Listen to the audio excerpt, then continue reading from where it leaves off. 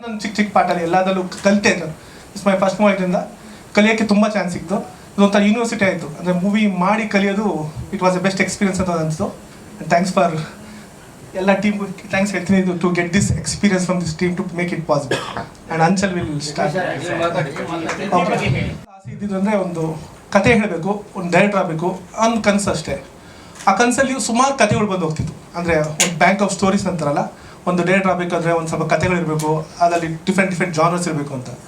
But ಈ cinema ಮಾಡಲೇಬೇಕು ಅಂತ, ಒಂದು ಸಿನಿಮಾ ಮಾಡಲೇಬೇಕು ಅಂತ ಫಸ್ಟ್ ಆಗಿದ್ದು. ಪ್ರತಿ ಸಿನಿಮಾ ಮಾಡೋಕ್ಕಿಂತ ಮುಂಚೆ ಒಂದು ಸಿನಿಮಾ ಮಾಡಬೇಕು.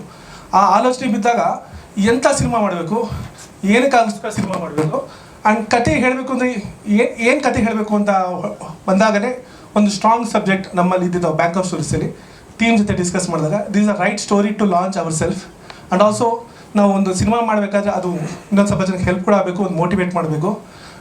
ಜಸ್ಟ್ ಎಂಟರ್ಟೈನ್ಮೆಂಟ್ ಅನ್ನೋದೊಂದೇ ಕ್ವಶನ್ ಅಲ್ದಿರ ಸಿನಿಮಾ ಕೂಡ it should speak with society. ಅಂದರೆ ನಮ್ಮ ಸೊಸೈಟಿ ಹೇಗೆ ನಾವೆಲ್ಲ ಪ್ರತಿಯೊಂದು ಬಿಂಬಿಸ್ತಿರೋ ನಮ್ಮದು ಕೂಡ ಒಂದು ಅದಲ್ಲಿ ಇರಬೇಕು, ಒಂದು ಕತೆ ಹೇಳೋದ್ರಲ್ಲಿ ಒಂದು ವಿಷಯ ಇರಬೇಕು ಅಂತ ಹೇಳಿ ಈ ಸಬ್ಜೆಕ್ಟನ್ನು ತೊಗೊಂಡ್ವಿ.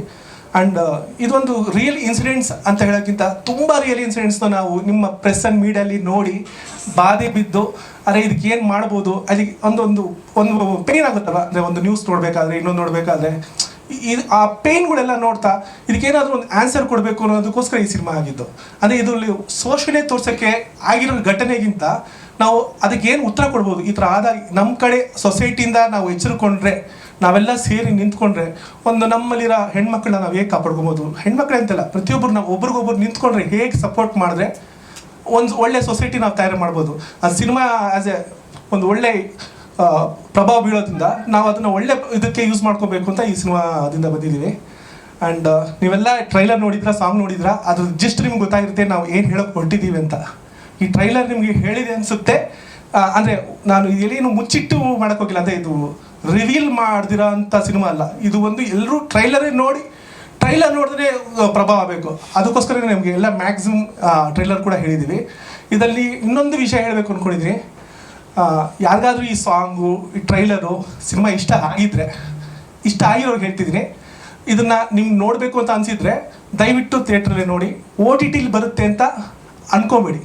ಯಾಕಂದರೆ ನಮ್ಮಂಥ ಚಿಕ್ಕ ಸಿನಿಮಾಗಳಿಗೆ OTT ಸ್ಪೇಸ್ ಬರೋದು ನೀವು ಸಿನಿಮಾ ಥಿಯೇಟ್ರಲ್ಲಿ ನೋಡಿ ಗೆಲ್ಲಿಸಿದ್ರೆ ಮಾತ್ರ. ಓಕೆ, ಈ ಸಿನಿಮಾ ನೋಡ್ತಾರೆ ಜನ, ಈ ಸಿನಿಮಾ ನಾನು ತೊಗೊಬೋದು ಆ್ಯಸ್ ಎ ಬಿಸ್ನೆಸ್ ಹಾಕ್ಕೊಂಡ್ರೆ ಇದು ನಮ್ಗೆ ವರ್ಕ್ ಆಗುತ್ತೆ ಅಂತ ಮಾತ್ರ OTT ಅವ್ರು ನೋಡ್ತಾರೆ.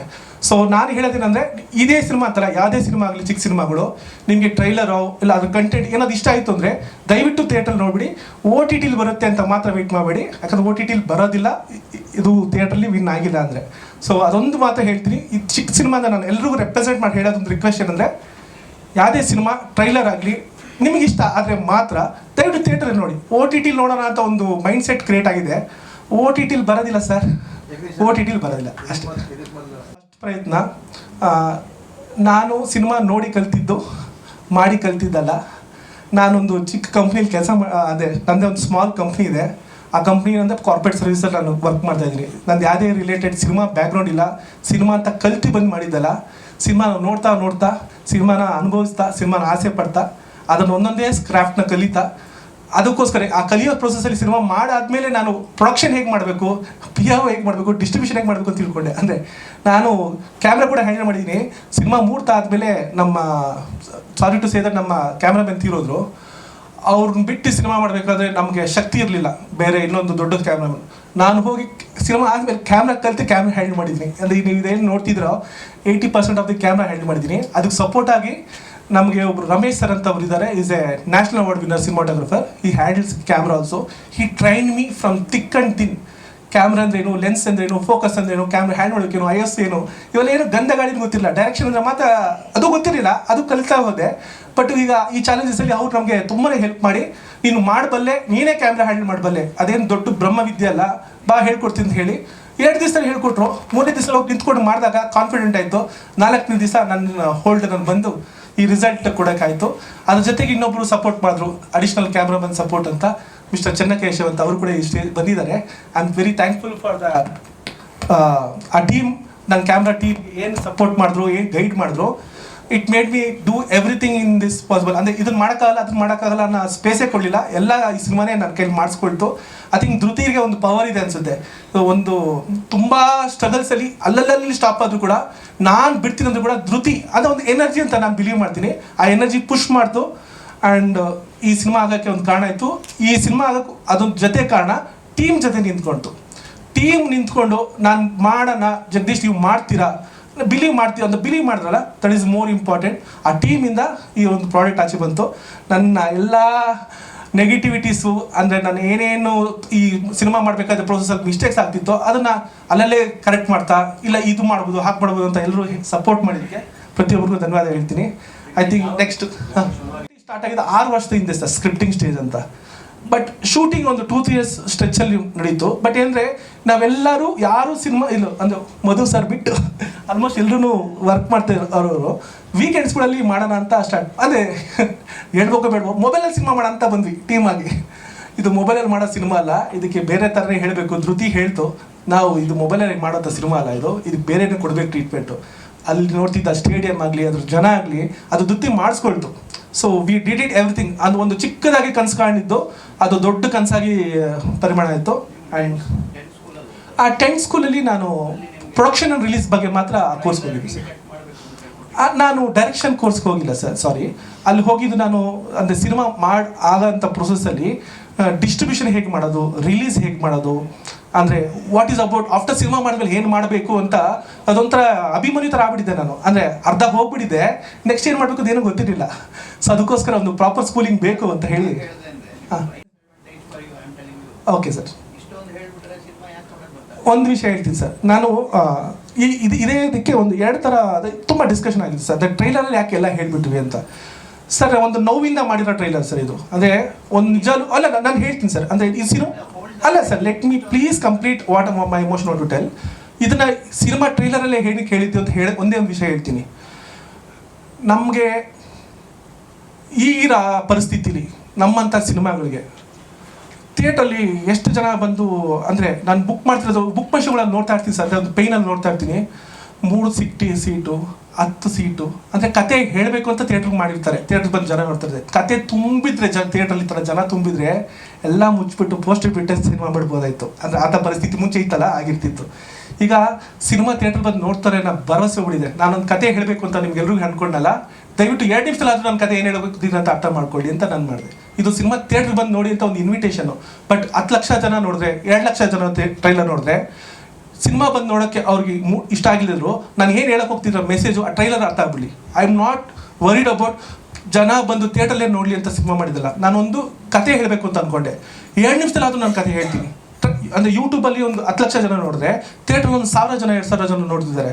ನನಗೆ ಎಲ್ಲಿ ಜಾಸ್ತಿ ನೋಡ್ತಾರೋ ಇದು ಬಿಸ್ನೆಸ್ ಅಂತ ಅಲ್ಲ, ನನ್ನ ಕತೆ ಹೇಳಬೇಕು. ನನ್ನ ಕತೆ 2 ನಿಮಿಷದಲ್ಲಿ ನಾನು ಜನಕ್ಕೆ ಮುಟ್ಟಿಸ್ಬೇಕು, ಅದೇ ಇಂಪಾರ್ಟೆಂಟು. ಸಿನಿಮಾ ಥಿಯೇಟ್ರಿಗೆ ಬಂದು ನೋಡೋದು ಅವ್ರಿಗೆ ನನಗೆ ಹೇಳಿದ ನಾನು ರಿಕ್ವೆಸ್ಟ್ ಮಾಡ್ದಲ್ಲ, ನಿಮ್ಗೆ ಯಾರಾದ್ರು ಇಷ್ಟ ಆಗಿತ್ತು, ನಿಮ್ಗೆ ಆ ಕಂಟೆಂಟ್ ಇಷ್ಟ ಆಗಿದೆ ದಯವಿಟ್ಟು ಬಂದು ನೋಡಿ. ಯಾರಿಗೂ ಫೋರ್ಸ್ ಮಾಡ್ತಿಲ್ಲ, ಬಟ್ ಇಷ್ಟ ಆದವ್ರು ದಯವಿಟ್ಟು ಬಂದು ಸಪೋರ್ಟ್ ಮಾಡಿ ಸಿನಿಮಾ ನೋಡಿ. ಬಟ್ ಈ ಮಿಕ್ಕಿದವರೆಲ್ಲ ನೋಡ್ತಾರಲ್ಲ, ಅಂದರೆ ಅಷ್ಟು ಟೈಮ್ ಕೊಡದಿರೋರು ಅವ್ರಿಗೂ ಕೂಡ ನಾನು ಏನು ಹೇಳೋಕೆ ಹೋಗ್ತಾ ಇದ್ದೀನಿ ಸಿನಿಮಾ ನಮ್ಮ ಕತೆ ಏನು ಅಂತ ಹೇಳಬೇಕಾಯ್ತು. ಅದೊಂದೇ ವಿಷಯ. ಅಂದರೆ ಮುಚ್ಚಿ ಟ್ರೈಲರ್ ಕಟ್ ಮಾಡೋದು also very easy not to tell the story. But it was a decision taken that I want to tell my story even in 2 minutes. Let them know what I am telling. That is the only idea sir. Sorry to say that, sorry interrupt ಮಾಡ್ತೀನಿ. ಮನುಷ್ಯ ಬಂದರೆ ಅವ್ನ time ಕೂಡ ದುಡ್ಡೇ ಅಂದರೆ ಅದು ಆಗಲಿಲ್ಲ. But ಏನಂದರೆ ಸಿನಿಮಾಗೆ ಮೋಸ ಮಾಡಬೇಕು, ಏನೋ ನಮ್ಮದೊಂದು ಶೋಕಿಗೋಸ್ಕರ ಸಿನಿಮಾ ಮುಗಿಸ್ಬಿಡ್ಬೇಕು ಸುತ್ತಬಿಡೋಣ ಅಂತ ಮಾಡಿಲ್ಲ. ಒಂದು ಫಸ್ಟ್ ದಿನ ನಾವು ಶೂಟ್ ಮಾಡಿದಾಗೆ ಅನಿಸ್ತು ಈ ಸಿನಿಮಾ ನಾವು ಅನ್ಕೊಂಡ ಬಜೆಟಲ್ಲಿ ಆಗಲ್ಲ. ಬಜೆಟಿಗೆ ಹಾಕ್ಕೊಂಡಿದ್ವಿ. ಅಂದರೆ ಆ್ಯಕ್ಚುಲಿ ಹೇಳಬೇಕು ಅಂದರೆ ನಾವು ಮಾಡಿರೋ ಸಿನಿಮಾ ಧೈರ್ಯವಾಗಿ ಹೇಳ್ತೀನಿ, ಇದೇ ಸಿನಿಮಾ ಒಂದು ಪ್ರೊಫೆಷ್ನಲ್ ಆಗಿ ಯಾರಾದರೂ ಮಾಡಿದರೆ ನಾನೇನು 100 ಮಾಡಿದ್ದೀನಲ್ಲ ಇಂಟು 100 ಆಗುತ್ತೆ ಖರ್ಚು. ನಮ್ಮ ಊಟ ಇನ್ನೊಂದು ಮತ್ತೊಂದು ಪ್ರತಿಯೊಂದು ನಾವೇ ನೋಡ್ಕೊಂಡಿದ್ದೀವಿ. ಕ್ಯಾಮ್ರಾ ನಾನೇ ಹೇಳಿ ಮಾಡಿದ್ದೀನಿ, ಕ್ಯಾಮ್ರಾ ನಾವೇ ಪರ್ಚೇಸ್ ಮಾಡಿದ್ದೀವಿ, ಲೈಟಿಂಗ್ ಮಾಡಿದ್ದೀವಿ. ಆದರೂ ಇಂಟು 100 ಆಗಿದೆ ಅಂದರೆ ಅರ್ಥ ಮಾಡ್ಕೊಳ್ಳಿ ಎಷ್ಟು ಕಾಸ್ಟ್ ಕಟಿಂಗ್ ಮಾಡಿದ್ದೀವಿ ಅಂದರೆ. ಬಟ್ ಪ್ರತಿಯೊಂದು ರೂಪಾಯಿ ನಿಮಗೆ ಸಿನಿಮಾಲ್ ಕಾಣಬೇಕು. ನಿಮಗೆ ಲ್ಯಾವಿಶ್ ಆಗಿ ಇನ್ನೂ ದೊಡ್ಡದಾಗಿ ಕಾಣಿಸ್ತಿದೆ ಅಂದರೆ ಅದೆಲ್ಲ ಒಂದೊಂದು ರೂಪಾಯಿನೂ ಆ ಸ್ಕ್ರೀನಲ್ಲಿ ಮಾತ್ರ ಬರೋಂಗೆ ನಾವು ಖರ್ಚು ಮಾಡಿದ್ದೀವಿ. ಎಲ್ಲೂ ವೇಸ್ಟ್ ಆಗಿ ಖರ್ಚು ಮಾಡಿಲ್ಲ. ಒಂದೇ ಒಂದು ದಿನ ಶೂಟ್ ಕೂಡ ವೇಸ್ಟ್ ಆಗಿಲ್ಲ. ಇನ್ನೊಂದು ಹೇಳಬೇಕು ಅಂದರೆ 2.5 ಗಂಟೆ 3 ಗಂಟೆ ಸಿನಿಮಾ ಮಾಡಿ ಚಿಕ್ಕದು ಮಾಡಿಲ್ಲ. ನಾವು ಪ್ರತಿಯೊಂದು ಸೀನ ಶೂಟ್ ಮಾಡಿದ್ದೀವಿ. ಪ್ರತಿಯೊಂದು ಸೀನ್ ಇದೆ, ಎಷ್ಟು ಶೂಟ್ ಮಾಡಿದ್ವಿ ಅಷ್ಟು ಸಿನಿಮಾ ಉಳಿಸ್ಕೊಂಡಿದ್ದೀವಿ ಸರ್. ಜಾಬ್ ಅಂದರೆ ಅದು ನನ್ನ ಸೆಕೆಂಡ್ ಮದರ್ ಅಂತ ಹೇಳ್ಬೋದು. ಆ್ಯಂಡ್ ಇನ್ನೊಂದು ಮದರ್ ಆಗಿರೋದು ಅಂದರೆ ಅಂದರೆ ನನ್ನ ತಾಯಿ ನನ್ನ ಜೀವ ಕೊಟ್ಲು, ಇನ್ನೊಂದು ನನ್ನ ಸಿನಿಮಾಗೆ ಜೀವ ಆಗಿ ನಿಂತ್ಕೊಂಡು ನಾನು ಸಪೋರ್ಟ್ ಆಗಿದ್ದು ನನ್ನ ವೈಫ್. ಅಂದರೆ ಈ ಪ್ರೋಸೆಸ್ಸಲ್ಲಿ ಸುಮಾರು ಕಷ್ಟಗಳು ಬಂದರು, but she stood for me.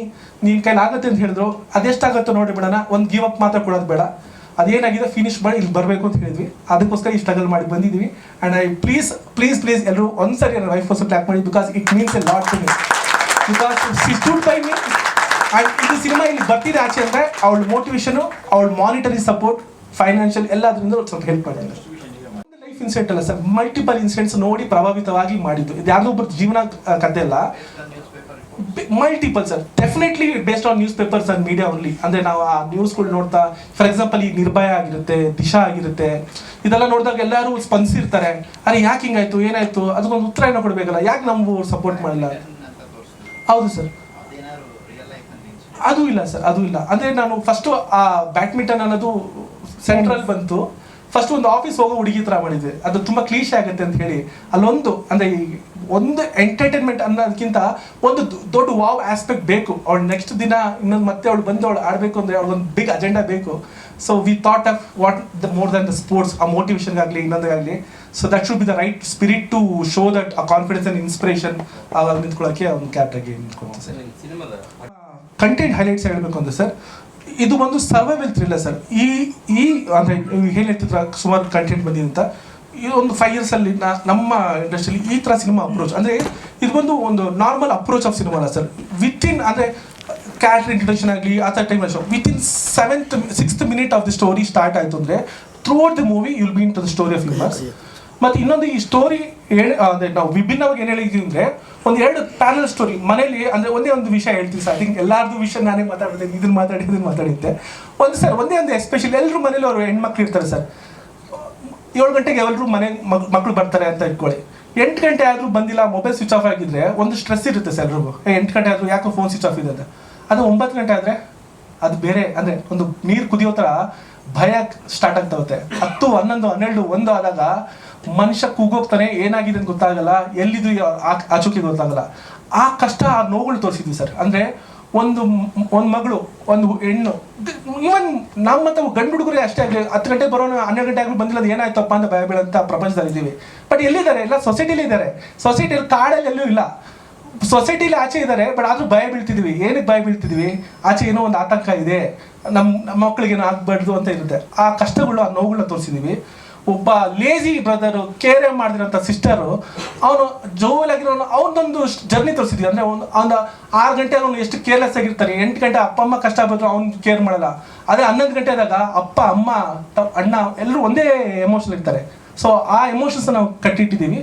Plus ಆ ಹುಡುಗಿ ಅವಳು ಹೇಗೆ ಫೈಟ್ ಮಾಡ್ತಾಳೆ, ಆ ಶೋಷಣೆಯಿಂದ ಅವಳು ಹೇಗೆ ಆಚೆ ಬರ್ತಾಳೆ, ಅದು ಬಂದವಳು ಆಗಿ ಕಂಪ್ಲೀಟ್ ಈ ಮೀಡಲ್ಲಿ ಬಂದಾಗ ಅವತ್ತಿನ ರಾತ್ರಿ ಅವಳು ಒಂದು ಮ್ಯಾಚ್ ಇತ್ತು ಅಂದರೆ ಅವಳು ಬಂದು ಅದನ್ನು ಹೇಗೆ ಅವಳು ಒಂದು ಎಂಪವರ್ಮೆಂಟ್ ಆಗಿ, ಒಂದು ಇನ್ಸ್ಪಿರೇಷನ್ ಆಗಿ ಬಂದು no nothing can stop me ಅನ್ನೋದೊಂದು ಆ್ಯಟಿಟ್ಯೂಡಲ್ಲಿ ಬರ್ತಾಳಲ್ಲ, that gives a lot of inspiration to every women who watch this movie sir. That is what we are trying to tell. And also ನಾನು ಹೇಳಿದಾಗೆ ಇನ್ನೂ ಸುಮಾರು ಇದೆ ಸರ್. ಈ ಮೂವಿಲಿ ಎಲ್ಲ ಹೇಳಿದ್ದೀನಿ ಅಂದ್ರಲ್ಲ sir, that's a USP. But ತುಂಬ ಇದೆ ಸರ್ ಅದರಲ್ಲಿ. ಅಂದರೆ ಅದೊಂದು ಇಂಟರ್ವ್ಯೂ ಹೇಳಿದೆ, ಇಷ್ಟು ಕುಪ್ಪು ಇದೆ ಅಂತ ಹೇಳಿದ್ರಲ್ಲ, ಸಿನಿಮಾಲಿ ಇನ್ನೂ ತುಂಬ ಕಂಟೆಂಟ್ ಇದೆ, ತುಂಬ ಇನ್ಸ್ಪೈರ್ ಆಗಿದೆ. ಈ 2 ನಿಮಿಷದಲ್ಲಿ ನಿಮಗೆಲ್ಲ ಹೇಳಿದ್ದೀನಿ ಅಂತ ಅನ್ಸಿದ್ರೆ ಅದ್ರಲ್ಲಿ ಇನ್ನೂ ಸುಮಾರು ವಿಷಯ ಆ ಮೂವಿಗೆ ನೋಡಿದಾಗ ಇರುತ್ತೆ. ಆ್ಯಂಡ್ ಅಗೇನ್ ಅದಾದಮೇಲೆ ನಿಮ್ಮ ಜೊತೆ ಇನ್ನೊಂದ್ಸರಿ ಮಾತಾಡ್ತೀನಿ, ಇನ್ನೇ ಎಕ್ಸ್ಟ್ರಾ ಏನಾದರೂ ಸಿಗ್ತಾ ಇಲ್ಲ ಅಂತ. And I am happy to talk to you sir after the movie you sir please. ಆದರೆ when it comes to choosing a story, I have been incredibly careful. And on first time Jagdish sir bandi narrate ಮಾಡಿದಾಗ I instantly knew that I have to be part of this film. Because Dhruti ನನಗೆ it's not just a film, it's a film about women, women's safety, empowerment, and how our society as a whole should come together to protect, uplift our women. ಈಗ ಒಂದು ಹೆಣ್ಣಿಗೆ ಅನ್ಯಾಯ ಆಗ್ತಿದೆ ಅಂದಾಗ ಅದು ಬರೀ ಅವಳದು ಅಥವಾ ಅವಳ ಕುಟುಂಬದ ಪ್ರಾಬ್ಲಮ್ ಆಗಿರಬಾರ್ದು, ಆರ್ ನಮ್ಮ ಗವರ್ಮೆಂಟ್, ನಮ್ಮ ಪೊಲೀಸ್ ಅವ್ರ ಪ್ರಾಬ್ಲಮ್ ಕೂಡ ಆಗಿರಬಾರ್ದು. It should be all of our responsibility, and that's what Dhriti is. It is a call for society to stand up, to raise their voices, and to come together in the face of injustice. Jagdish sir already mentioned Madidare. I want to tell this again because as a woman I feel this. ಈಗ ನಿಮಗೂ ಎಲ್ಲರಿಗೂ feel ಆಗೇ ಆಗುತ್ತೆ. ನಿಮ್ಮ ಮನೆಯಲ್ಲಿ ನಿಮ್ಮ ಅಕ್ಕ, ತಂಗಿ, ಮಗಳು, ಹೆಂಡತಿ, ಗರ್ಲ್ ಫ್ರೆಂಡ್, ಅಮ್ಮ ಹೊರಗಡೆ ಹೋಗ್ತಿದ್ದಾರೆ, ಲೇಟಾಗಿ ವಾಪಸ್ ಮನೆಗೆ ಬರ್ತಿದ್ದಾರೆ, ಅಥವಾ ಲೇಟಾಗಿ ಮನೆಯಿಂದ ಎಲ್ಲ ಹೊರಗಡೆ ಹೋಗ್ತಿದ್ದಾರೆ ಅಂದರೆ ಯಾರಿಗೂ ಒಂದು ಸಮಾಧಾನ ಇರಲ್ಲ. ನಮ್ಮ ಅಪ್ಪನೇ 50 ಸಲ ಕಾಲ್ ಮಾಡಿಬಿಟ್ಟು ಲೈವ್ ಲೊಕೇಶನ್ ಕಳಿಸು, ಫ್ರೆಂಡ್ಸ್ ನಂಬರ್ ಕಳಿಸು, ಅವ್ರ ಅಪ್ಪ ಅಮ್ಮನ ನಂಬರ್ ಕಳಿಸು, ತಲೆ ಬಗ್ಸ್ ಓಡಾಡು, right? Rules and regulations we all face. And Dhriti ನನ್ನ character, she's a very lovely, bubbly, happy go girl.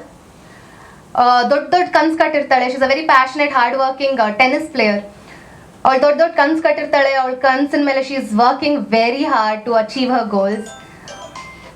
But ಇದೇ ಥರ ಒಂದು ರಾತ್ರಿ ವಾಪಸ್ ಮನೆಗೆ ಹೋಗಬೇಕಾದ್ರೆ she faces a traumatising incident. And ಈ ಇನ್ಸಿಡೆಂಟ್ ಅವಳ ಹೋಲ್ ವರ್ಲ್ಡ್ನ ಶ್ಯಾಟರ್ ಮಾಡಿಬಿಡುತ್ತೆ. And but Dhriti does not give up. She fights back, she gathers the courage, the strength, and ಅವಳ ಕಾಲ ಮೇಲೆ ಅವಳು ವಾಪಸ್ ಮತ್ತೆ ನಿಲ್ತಾಳೆ. That is the survival story that Dhriti is bringing in front of you. Dhriti is a story of resilience. It's a story of hope. Dhriti is a mirror to all those women that have faced injustice, that have fought themselves even when the world tried to put them down. That is who Dhriti is. ನಂಗೆ ಮಾತಾಡ್ಬೇಕಾದ್ರೆ goose bumps ಬರ್ತಿದೆ. And one more very important thing ಏನು ಅಂದರೆ, as a women, this is also my first film, ಆಯಿತಾ? And but ತುಂಬ ಆಡಿಷನ್ಸ್ಗೆ, ತುಂಬ story ಕೇಳಕ್ಕೆ ಬನ್ನಿ, ನರೇಷನ್ಸ್ಗೆ ತುಂಬ ಹೋಗಿದ್ದೀನಿ. But I have never felt safe.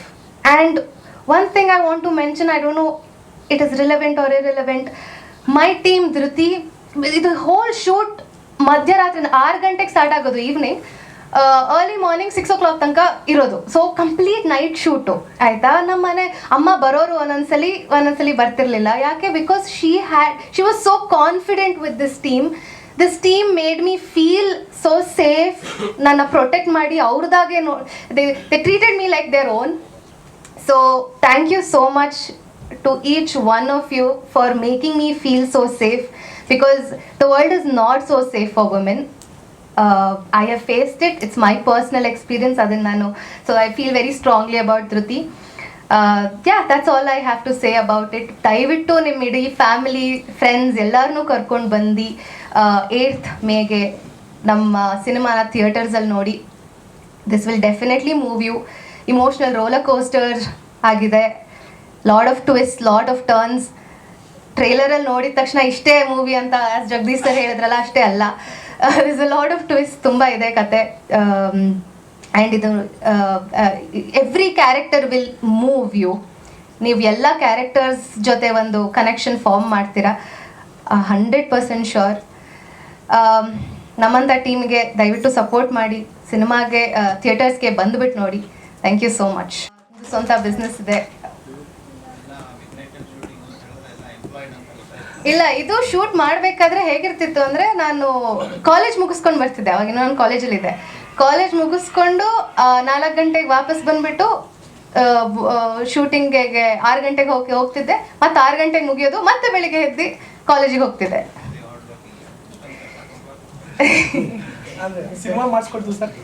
ಇಲ್ಲ ಸರ್, ಇಲ್ಲ. ಆಮೇಲೆ ಏನಂದರೆ, ಈಗ ನಾನು ಆ್ಯಕ್ಟರಾಗಿ ಹೋಗಿರಲಿಲ್ಲ ಸಿನಿಮಾಗೆ.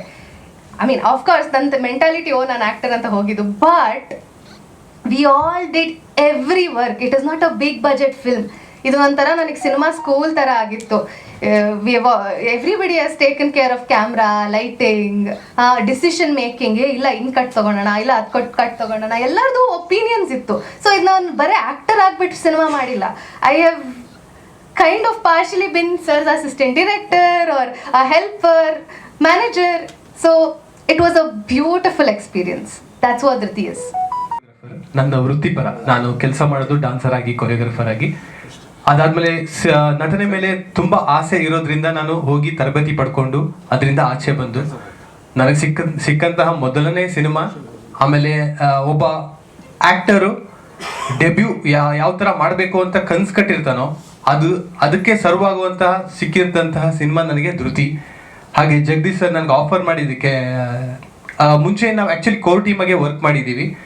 ನಾನೇ ಹೀರೋಗೆ ಹುಡುಕಿದ್ದೀನಿ, ಈ ಸಿನಿಮಾಗೆ ಹೀರೋ ಬೇಕು, ಈ ಥರ ಕ್ಯಾಸ್ಟಿಂಗ್ ಬೇಕು ಅಂತ ನನಗೆ ಡೈರೆಕ್ಟರ್ ಸರ್ ಹೇಳಬೇಕಾದ್ರೆ ನಾನೇ ಹುಡುಕಾಡಿದ್ದೀನಿ.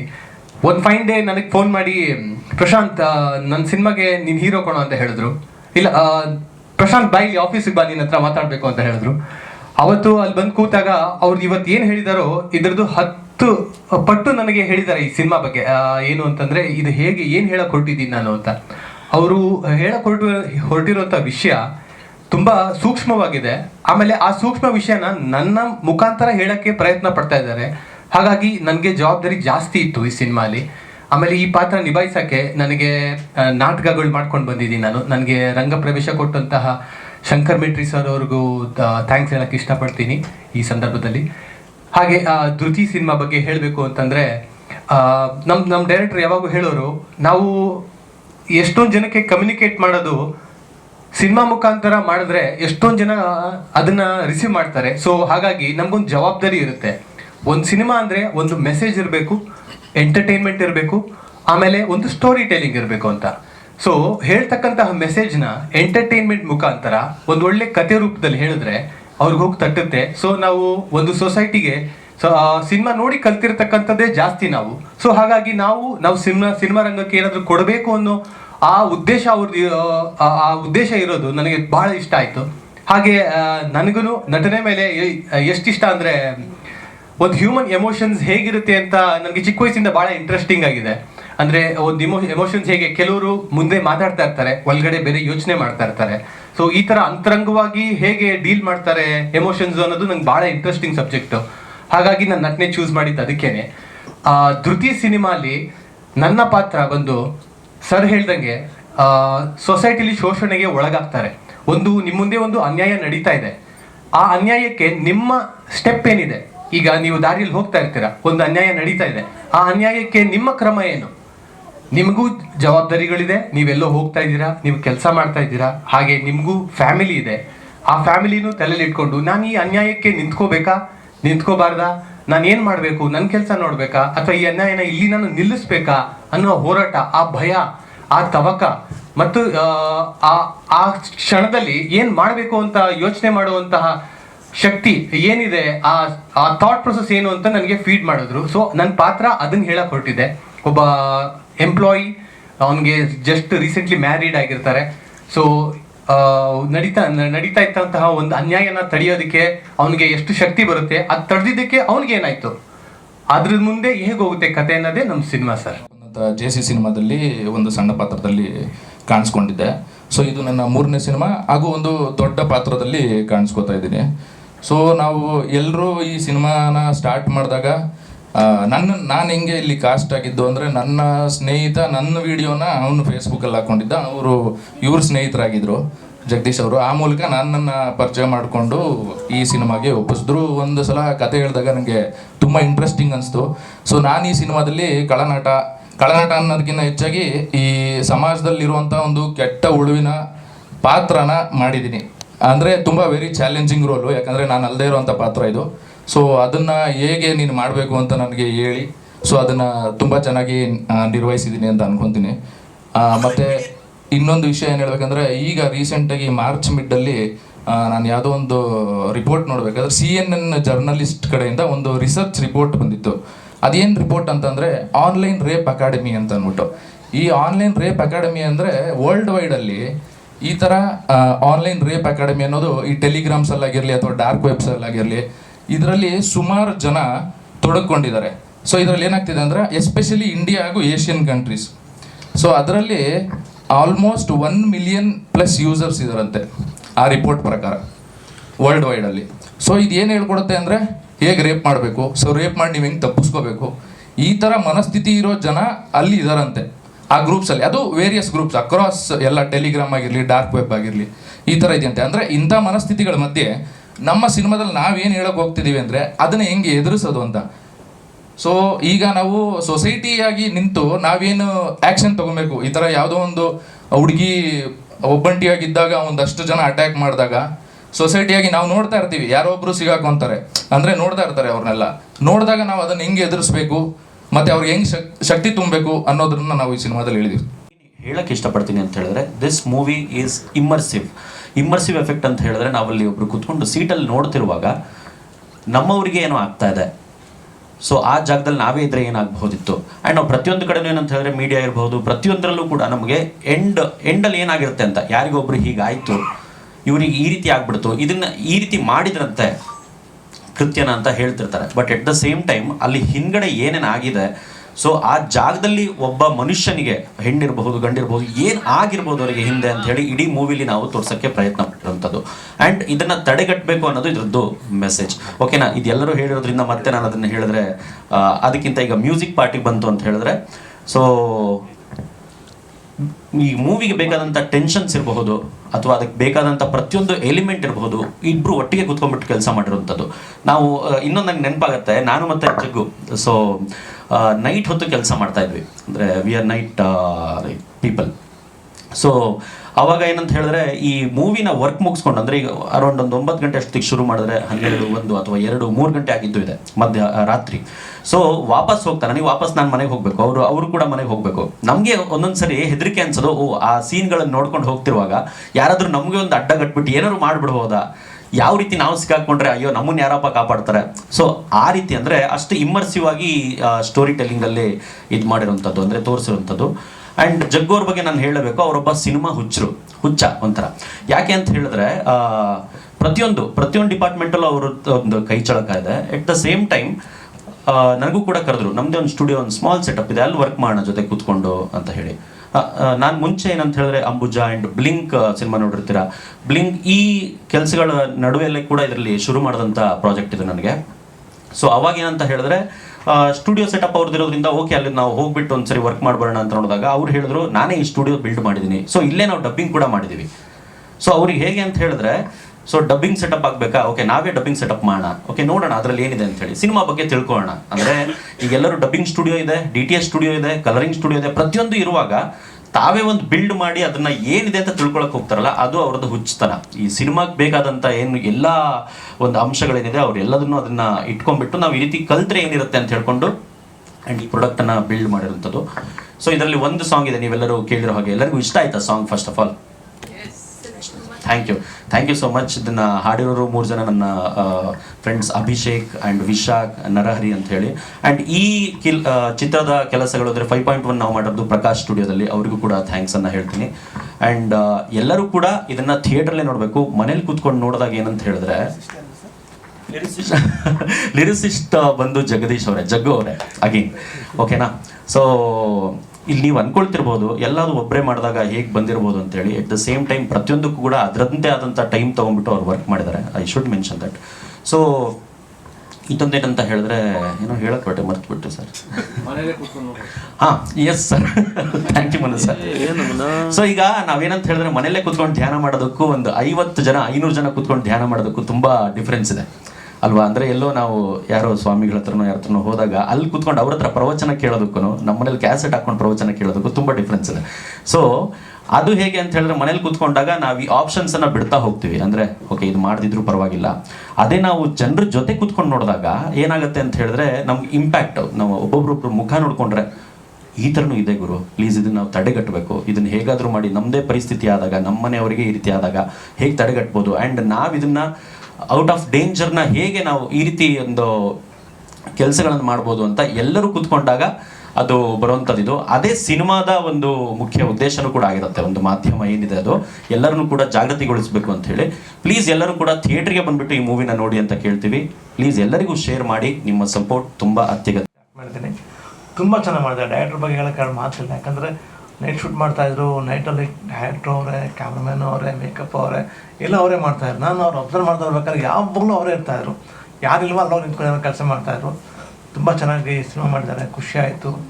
ಅವ್ರ ಟೀಮ್ ವರ್ಕ್ ಮಾಡಿದ್ರು. ನನಗೆ ಎಲ್ಲರೂ ಸಹ ನೆಕ್ಸ್ಟ್ ಮಂತ್ ಇಟ್ಟಿದ್ದಾರೆ. ಸಿನಿಮಾ ರಿಲೀಸ್ ಆಗ್ತಾ ಇದೆ.